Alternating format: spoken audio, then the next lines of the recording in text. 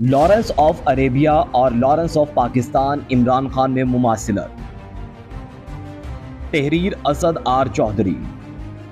برطانوی انگریزوں نے 1915 اور 1916 میں ترکوں کے ہاتھوں جنگ میں شکست کے بعد سازش کے ذریعے مسلمانوں سے نمٹنے کا فیصلہ کیا۔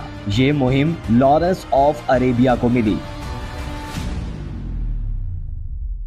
واحد اسلامی نیوکلیر پاور اور طاقتور فوج رکھنے والے ملک پاکستان کو اندر سے کھوکھلا کر کے اپنے کنٹرول میں کرنے اور پھر توڑ کر مادر پدر آزاد معاشرہ بنانے کی یہ مہم لارنس آف عربیہ جیسی شکل اور دوسری مماثلتیں رکھنے والے پاکستانی پلے بوائے اور بد کردار شخص عمران خان کو ملی۔ لارنس آف عربیہ برطانوی تھا، وہ برٹش آرمی میں کرنل تھا، وہیں کا پڑھا ہوا اور انہی کا وفادار تھا۔ برطانیہ ہی اس کی پشت پناہی کرتا رہا۔ عمران خان کے بچے اور سابق بیوی برطانوی ہیں، وہیں کا پڑھا ہوا ہے۔ اس وقت پوری دنیا میں صرف برطانیہ، اسرائیل اور مغربی ممالک ہی عمران خان کے حمایت میں متحرک ہیں۔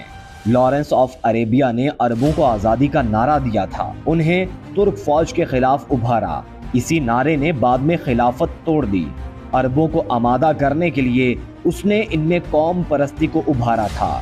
عمران خان نے اپنے پیروکاروں کو حقیقی آزادی کا نعرہ دیا، انہیں پاک فوج کے خلاف ابھارا۔ وہ مسلسل پاکستان کے ٹوٹنے، دیوالیہ ہونے کی پیشگوئیاں کرتا ہے۔ ملک میں قوم پرستی اس وقت عروج پر ہے اور تمام قوم پرست پی ٹی آئی کے ساتھ ہیں۔ ابتدا میں جس طرح لارنس آف عربیہ کی تحریک کو زیادہ پذیرائی نہیں ملی تھی، تو اس نے اچانک مذہب کا سہارا لے لیا اور بصرہ کی ایک مسجد میں اپنے مسلمان ہونے کا اعلان کر دیا، جس کے بعد عرب تیزی سے اس کے گرد اکٹھے ہونا شروع ہوئے، اس کو مسیحا ماننے لگے، حتیٰ کہ اس کے پیچھے نمازیں بھی پڑھنی شروع کر دی۔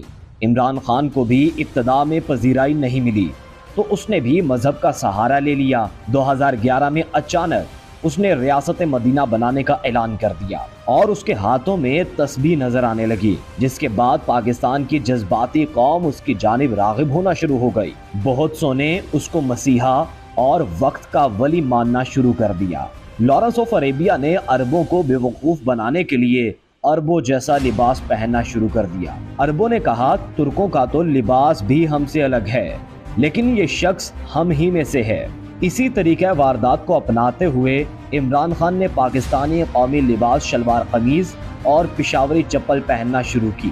اپنی طاقتور سوشل میڈیا ٹیم کے ذریعے اس نے خوب تشہیر کروائی۔ پی ٹی آئی کے کارکن کہنے لگے کہ باقی لیڈر تو کوٹ پینٹ پہنتے ہیں، لیکن یہ تو ہم ہی میں سے ہے۔ لارنس آف عربیہ نے جاسوسی کا ادارہ قائم کیا تھا، جس میں اس کے ساتھ کام کرنے والے عرب اپنی قوم میں مضبوط حریف ترکوں کے خلاف جھوٹ، نفرت اور غلط معلومات، ڈس انفارمیشن پھیلاتے تھے۔ عمران خان نے بھی بہت بڑا سوشل میڈیا نیٹ ورک قائم کیا، جس نے پہلے عمران خان کے مضبوط ترین حریف سیاستدانوں کو پہلے ڈسکریڈٹ کیا، ان کے خلاف جھوٹے پروپیگنڈے سے نفرت پیدا کی، اور پھر اس کے بعد اگلا ہدف اس نے پاکستانی ریاست کے سب سے مضبوط ستون فوج کو نشانہ بنایا اور ان کے خلاف عوام میں جھوٹ، نفرت اور غلط معلومات پھیلانا شروع کروائیں، اور اس نے لاکھوں لوگوں کے اندر شدید نفرت اور غصہ پیدا کر کے قوم میں واضح تقسیم پیدا کر دی۔ لارنس آف عربیہ جاسوسی بھی کرتا رہا اور مسلمانوں کی حساس معلومات برطانویوں کو پہنچاتا رہا، جیسے بغداد سے برلن جانے والی انتہائی اہم ریلوے لائن کے بارے میں مکمل اور پل پل کی خبریں دیتا رہا، بلکہ اس مقصد کے لیے اس نے وہاں آثار قدیمہ کی کھدائی کا بہانہ بھی کیا۔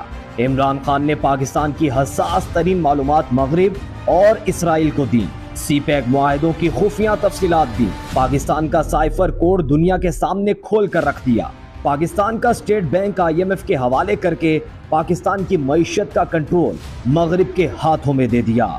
لارنس آف عربیہ نے عرب نوجوانوں کو ساتھ رکھنے کے لیے خوبصورت لڑکیوں کا سہارا لیا، ان میں خاص طور پر اس کی ایک یہودی ساتھی لڑکی بہت مشہور ہوئی جو بہت خوبصورت تھی۔ عمران خان نے بھی عورت اور نشے کا استعمال کرتے ہوئے مخلوط جلسے جلوس کا کلچر متعارف کروایا۔ ہر جلسے جلوس ڈی چوک اور زمان پارک کو لڑکیوں سے آباد اور نشے سے بھرپور رکھا۔ لارنس آف عربیہ بھی تمام حربے آزما کر طاقت کے ان مراکز تک رسائی حاصل کرنے میں کامیاب ہوا جہاں تک وہ چاہتا تھا۔ اس کو مکہ کے گورنر یعنی ہاشمیوں تک رسائی مل گئی۔ ان کو اپنے زور بیان سے متاثر کر کے بالآخر عثمانیوں کے خلاف بغاوت کروانے میں کامیاب ہو گیا تھا۔ لارنس آف پاکستان عمران خان بھی تمام حربیں آزما کر فوج کی اس وقت کی قیادت کو متاثر کرنے میں کامیاب رہا۔ جنرل ظہیر السلام عباسی، جنرل باجوہ اور جنرل فیض حمید وغیرہ اس کے دام میں آ گئے اور سہولت کار بن گئے۔ گو کہ باجوہ اس کے دام سے 2021 میں نکل آیا تھا، لیکن تب تک بہت دیر ہو چکی تھی۔ اس دوران عمران خان نے اپنے مخالف سیاستدانوں کو ڈسکریڈٹ کر کے سی پیک بند کیا، کشمیر کا سقوط کر ڈالا، ملک کی معاشی تباہی کرتے ہوئے معاشرے میں عدم استحکام اور تقسیم پیدا کر دی، اور پھر بالآخر فوج کے خلاف ناکام بغاوت کروانے میں بھی کامیاب ہو گیا۔ مگر ان دونوں غدار ایجنٹوں میں فرق صرف یہ تھا کہ لارنس آف عربیہ انتہائی ذہین اور بروقت درست فیصلے کرنے والا شخص تھا۔ عمران خان کی اکلوتی خوبی یہ ہے کہ وہ کسی شیطان کی طرح لوگوں کو جھوٹ پر قائل کر سکتا ہے، لیکن اس کی حماقتیں اور غلط فیصلے اس کو لے ڈوبے۔ عمران خان انتہائی احمق، رونت، تکبر، نرگسیت پسندی کا مارا شخص اور غلط ترین فیصلے کرنے والا انسان تھا، اور یہی وہ فرق ہے جس نے عمران خان کو ناکام کیا اور وہ شکنجے میں آ گیا، اور اللہ نے پاکستان کو صہیونیوں اور مغربی طاقتوں کی طرف سے مکمل تباہ کرنے کے اس خوفناک ترین منصوبے سے بچا لیا۔